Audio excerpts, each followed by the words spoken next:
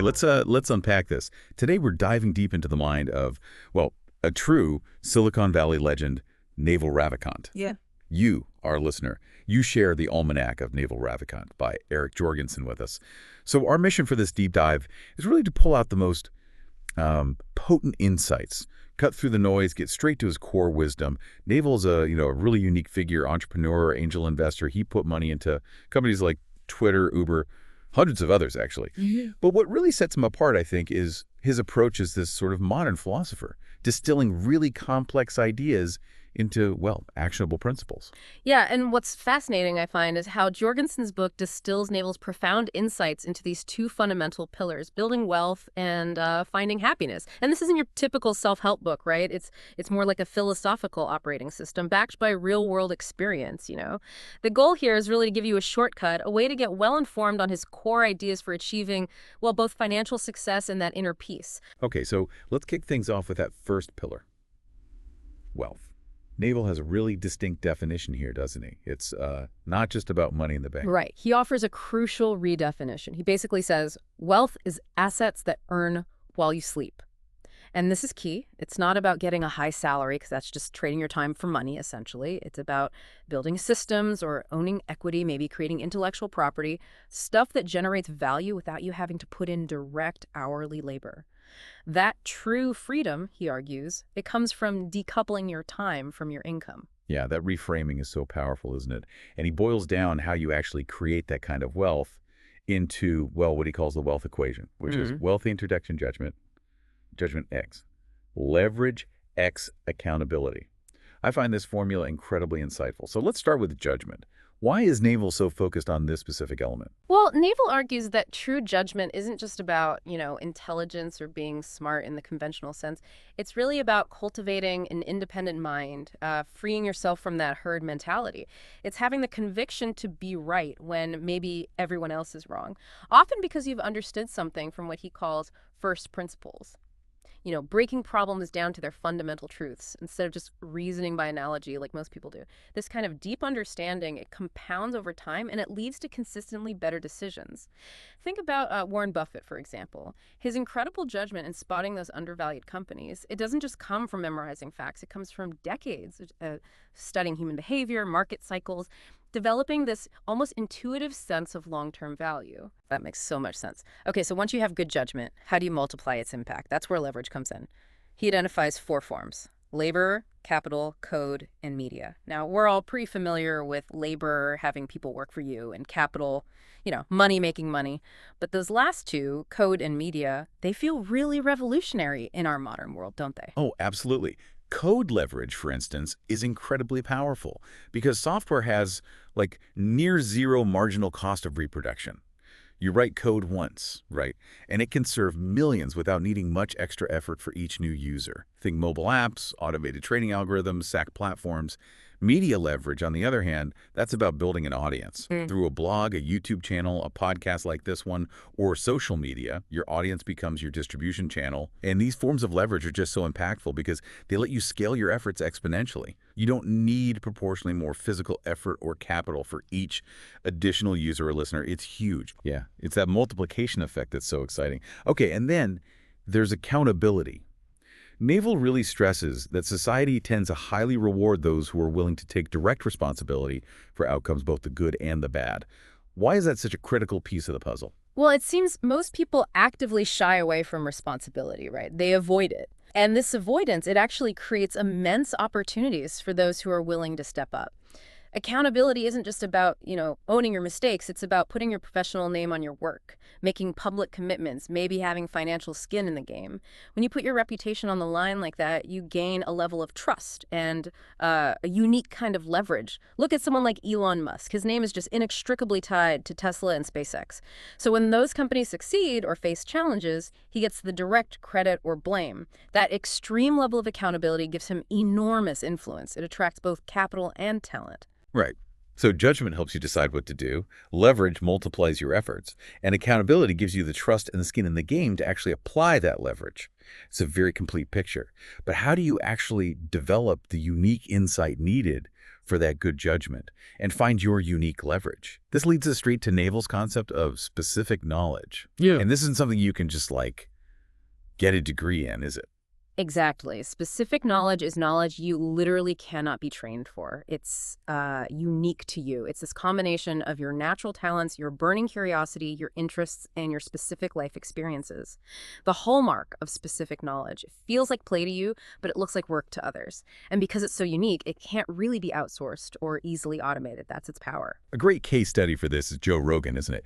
His specific knowledge isn't something you could get a degree in. It's that unique blend of, stand-up comedy, martial arts expertise, his boundless curiosity about all sorts of topics, and his particular interviewing style.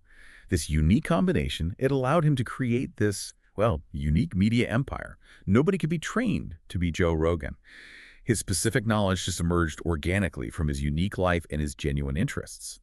So for you, the listener, how does Naval suggest you actually develop your own specific knowledge?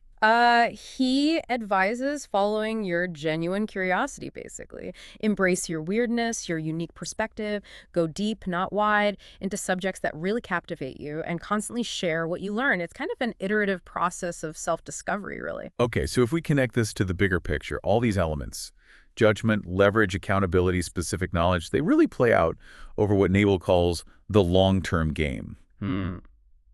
He really stresses that building wealth is inherently a long-term thing. Why is long-term thinking such a competitive advantage? Well, long-term thinking simply wins because of the compound effect. And not just of money, but of trust, reputation, learning.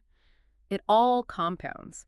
When you're focused on the long term, you can make decisions that others who might be fixated on short-term gains, they just can't or won't make. Jeff Bezos and Amazon are like the perfect example.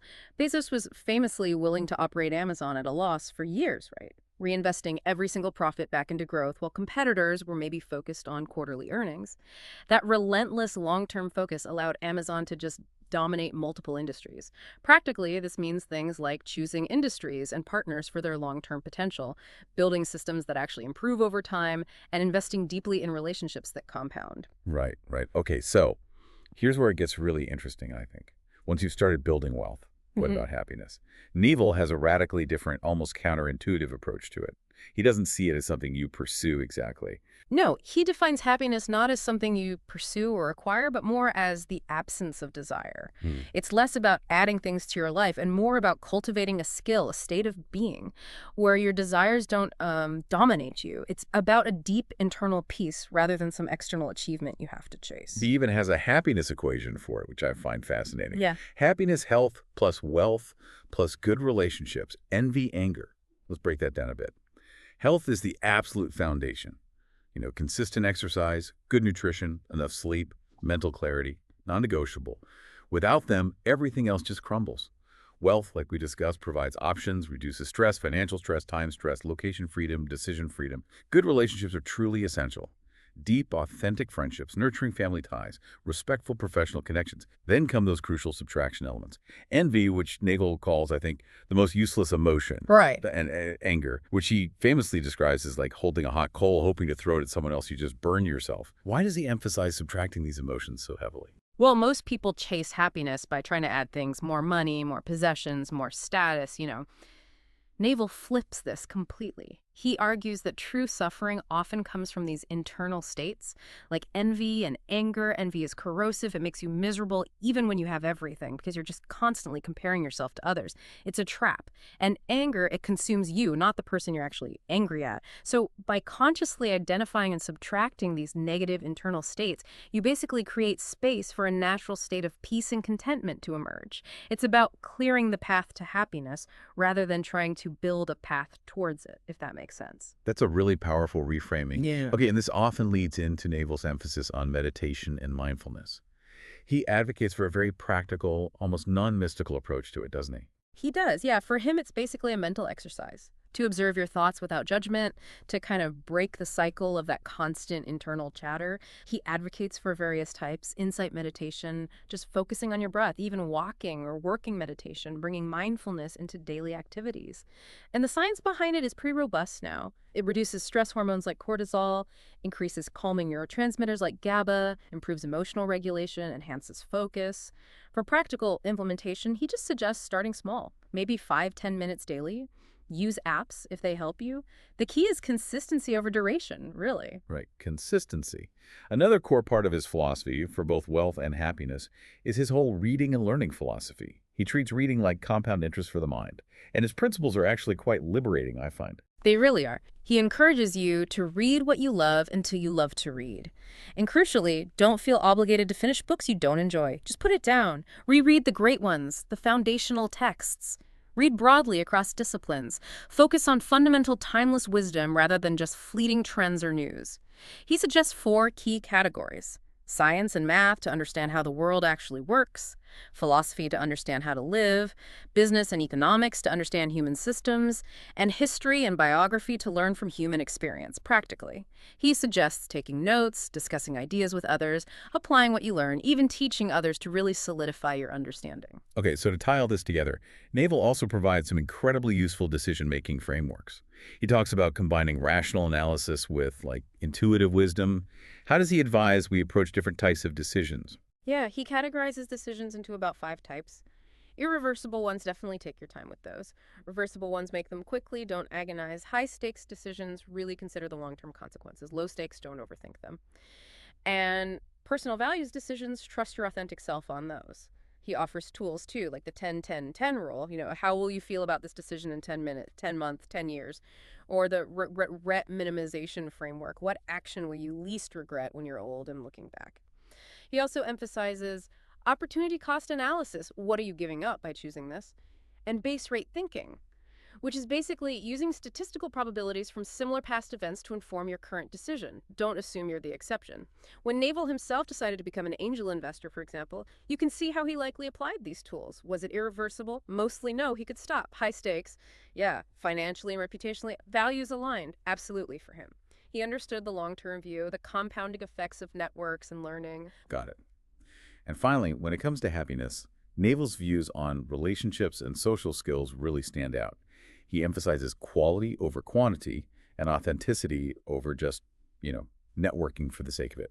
This applies to both personal and professional life. Absolutely. He believes that who you spend your time with dramatically shapes who you become and how happy you are. It's huge. His principles are pretty straightforward. Be yourself to attract the right people.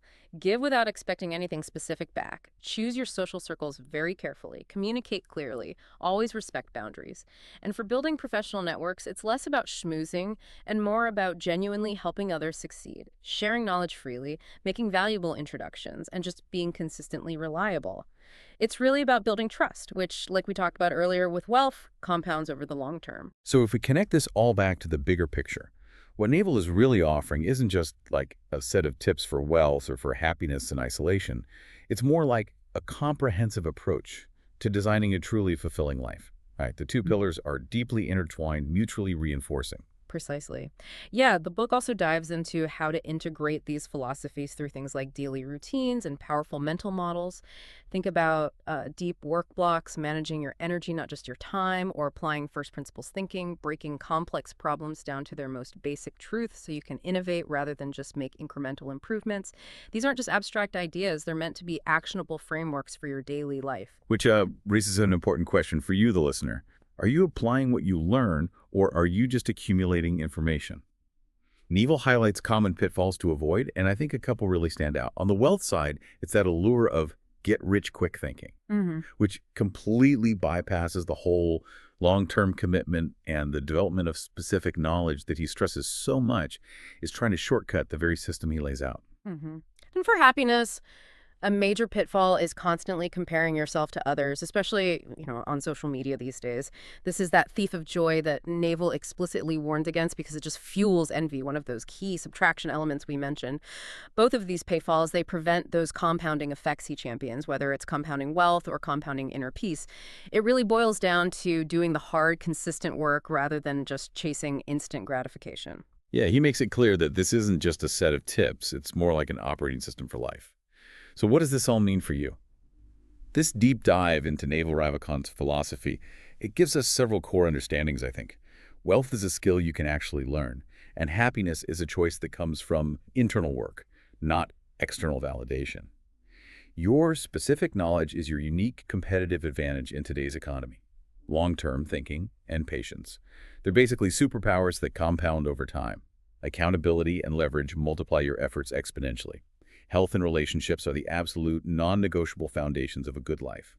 Learning and growth should be lifelong pursuits, approached with deep curiosity. Authenticity attracts the right opportunities and the right people into your life.